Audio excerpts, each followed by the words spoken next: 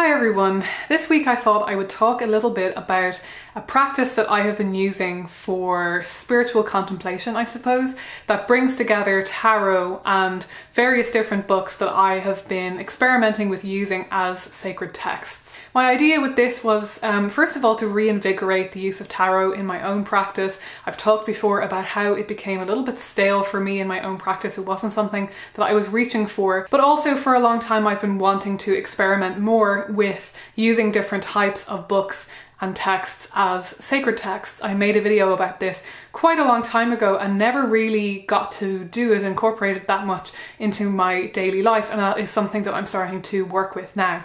I'll link that video up above for you if you're interested. I did explain more in that video about where that idea came from, but the long and the short of it is that I have had a feeling for quite a while that I would very much like to dive into various different forms of texts that have been inspiring to me in my life, that have helped to inspire my spirituality, or just that I have resonated with, and see what they could bring to my spiritual life. But the problem I discovered in doing so is that reading a book that is not intended to be spiritual, that is not intended to be read in such a way as a sacred text, is quite a difficult task. It's quite an involved task. I'm certain that it's possible, and I do intend on doing it in that way in the future. I do intend on rereading some of these books that I have in mind, very much with a sacred text interpretation in mind. But yeah, it will require a very close reading and a lot of time and a lot of involvement and note-taking and so on. And I wanted to start with something that would more easily draw out some of the messages of that book and basically reinterpret some of the contents of those books in a way that would be more readily digestible for me, and that would just more quickly shine a different light on passages or chapters and so on of those texts in a way that might be interesting for me. The method I've been using this is pretty straightforward. I have been drawing a tarot card at random, and although certainly in the future I'm interested in picking one mindfully and maybe matching it to a certain text that I think might connect well with that card. But for now I've been drawing one at random and then picking one or two texts to flick through also at random and pick a random passage and then attempt to piece the two together in some way to bring about a new interpretation of both the passage in the book and the card itself. I'll talk you through a specific example just to show you what I mean. Today I drew the card of Temperance from the Shadowscapes Tarot, and this is a card that is obviously associated with balance, symbiosis, bringing together two different halves, two different sides of an equation, two very different components of your life or your personality, and finding balance, finding harmony within that, finding moderation in your life. And I choose two of the texts that I've been interested in using for this exercise. I have wanted to try several different types of texts, some of them more spiritually, overtly spiritual, actual sacred texts, so to speak. Some of them are books of poetry and some of them are novels. So the first one I used today for this exercise was Neil Gaiman's American Gods. And then the second one that I chose, because I wanted to pick something that was more poetry oriented, is actually a sacred text. So it is the Bhagavad Gita, which I have not actually read in its entirety. I have only read excerpts and a chapter here and there from this. It's a translated edition with introductions to each section, so it's very accessible. And the American Gods is a favourite book of mine. I've read this multiple times, so I'm very familiar with it, very familiar with the story, and if I jump into any page I'll be able to quickly figure out where we are in the text and so on. It took me maybe only one go around to see that the easiest way of doing this practice is to treat the poetry, the books of poetry in verse, differently than the novels, simply because when you pick a passage at random from a novel, quite often it will feel a little bit devoid of meaning. It will feel like you're really scrambling to connect that passage to the card because it's just often quite out of context And because the story is being told in such a long form, what I have found is that the best thing to do for this, or the easiest thing, the quickest way to really delve into the interpretations that you're going to be able to draw out of this through applying the card to it, is actually to use the entire chapter. And that has been the most productive in my experience so far. It is certainly possible to delve into meaning out of a paragraph or even a sentence. You can really get quite abstract with that, but it's a very different practice, I think. I have in the past dabbled in bibliomancy. It's not something, I'm not a believer in divination, so I don't believe that I can open a book and divine the future by picking out a passage, but it is a party trick of mine, as I've mentioned in previous videos, and I often have gotten very good results. But I find that when I'm approaching it more mindfully and looking for a bit more depth to the message that I'm going to be piecing together, I find that it is more productive to actually go to the entire chapter and remind myself what the key focus of that chapter is. A chapter in a novel will generally be hinging on something. There will be some crux to that chapter. It's going to be changing the story in some way or moving the story along in a certain way. There might be a certain revelation, a certain theme, a certain message, and finding that, digging that out, will often help me connect the card to whatever passage it is that I have picked out from the book. Doing this with a book of verse is generally, in my experience so far, a lot quicker. Again, because the form is just much shorter, and a single paragraph or a single sentence is usually working a lot harder in a book of verse. It's moving somewhere more quickly, and you're getting a more rounded image or message from that very short phrase. So if you're looking to do this quickly, you're not looking to sit down with a book and read an entire chapter and spend a lot of time pondering over it. If this is something maybe that you want to incorporate into a morning practice or an evening practice and spend 5 or 10 minutes on, I would very much recommend a book of verse. Now, I have chosen the Bhagavad Gita today, and I did find that to be an interesting, I'm going to get into the passages that I picked out in a minute. I did find that to be an interesting option because the passage I chose obviously is directly pertaining to ideas of divinity, and it's a very overt way to connect the card to spiritual concepts and so on. And I would be interested to try this with other sacred texts as well. So I'll share with you the passages that I did pick out today to connect with the card of temperance.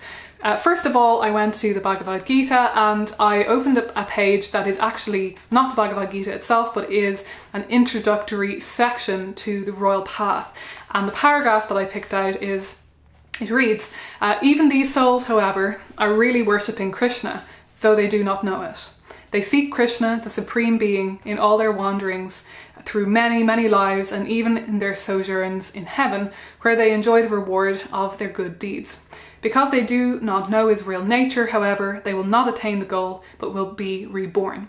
So I hope that immediately you'll be able to see the value in this, because you read through this on the first go and you think of the card temperance, and there may or may not be an immediate hook for you in what the meaning of this passage is and what the meaning of the card traditionally is. For me, I read through that the first time and thought, okay, I'm not really seeing any overt connection here. But very quickly, I did start to see a few different themes coming out of this passage that illuminated the card of temperance in a new and exciting way for me. This passage brings up the theme of reincarnation, and reincarnation, of course, as a sort of negative, as the failure to achieve full enlightenment, the failure to achieve connection with Krishna. And it also throws up this idea that even if people are not achieving that goal, that everyone is in fact worshipping Krishna through any ritual deeds and really through their lives in general. This got me thinking about temperance in a different way. It made me associated with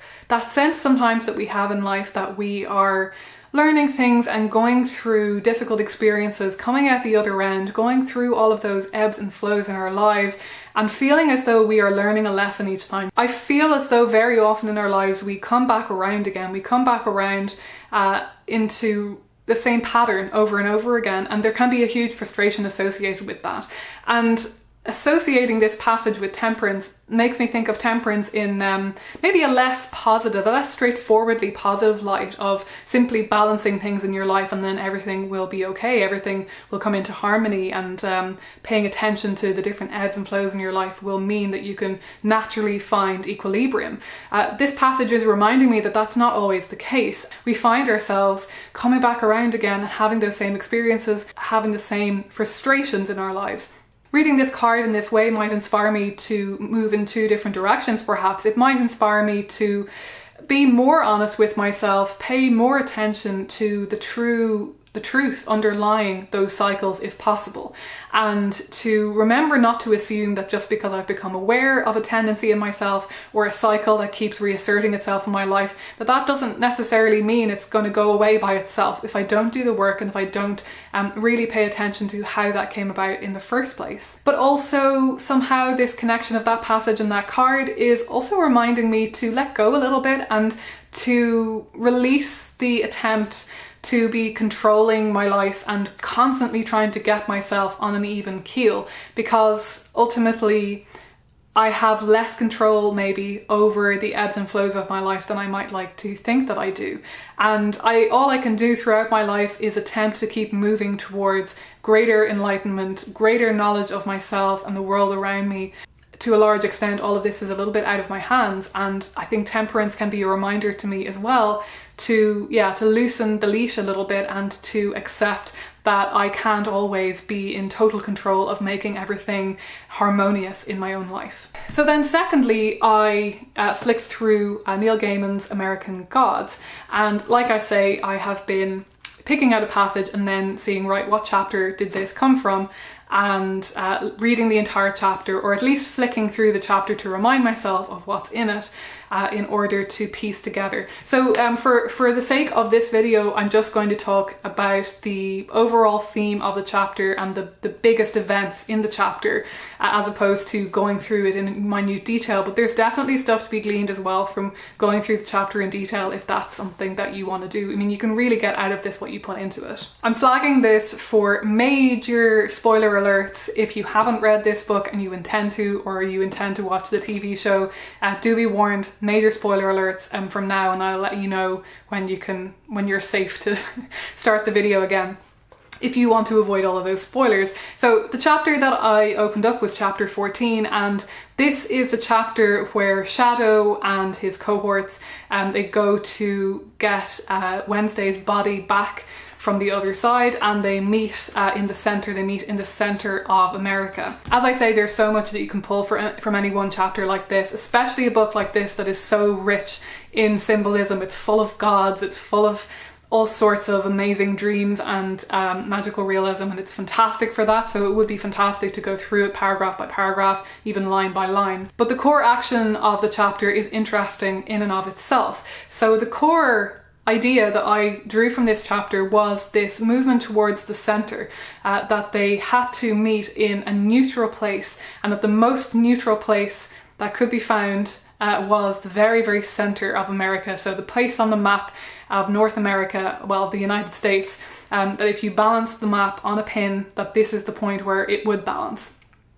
And I think with the card of temperance, if you sold me this idea, if you said, right, okay, think about this idea of the center, the central point of a country, of a place, of an idea, and connect that to this idea of temperance, of balance and harmony, and two opposites being melded together in this alchemical way, I would probably think of that idea of the center as being very powerful, and connected to temperance. Usually it is. Usually we think of that central, connected, merged point as being this center of power that you're trying to move towards, that you're going to achieve more than the sum of its parts.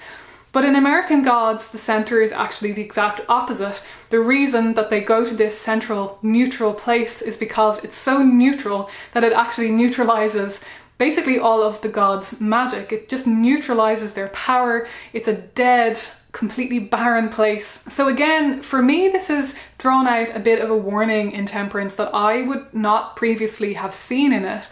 The warning of potentially cancelling out the power of two different sides, of two different energies, by trying too much to blend them into one, by trying too much to find the center.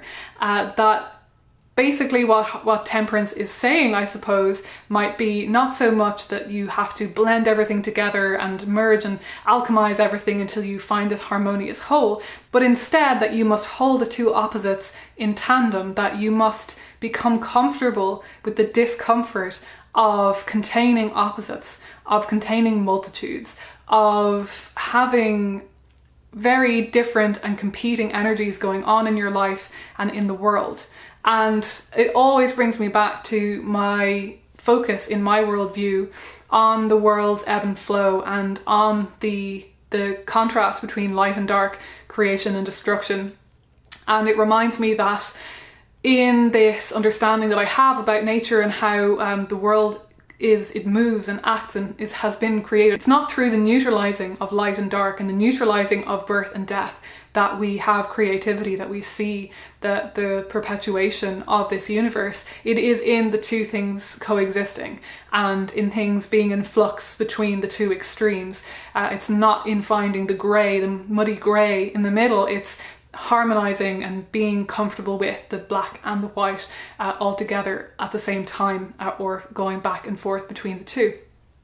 So I hope that's given you an idea of how this can be valuable. I'm really excited to keep using this in my life. I'm going to keep doing it a little while for myself, and then I'm probably going to start posting little bits of this on Instagram. I may use my regular Anya Orga Instagram account, or I may start doing this over on my Wild Heart Tarot Instagram account that has been completely neglected for I think years at this point, but I am thinking about starting it up again because I'm not sure if I want to flood the Anya Orga Instagram account with lots of tarot content. So we'll see how that goes. Haven't made a decision yet, but I'm very excited both to revitalize tarot in my spiritual life, but also to have an excuse and have the impetus to actually start using these books that I've wanted to start using as sacred texts as well. And if this is something that you're interested in, I will definitely make more videos in the future down the road once I've spent more time doing this.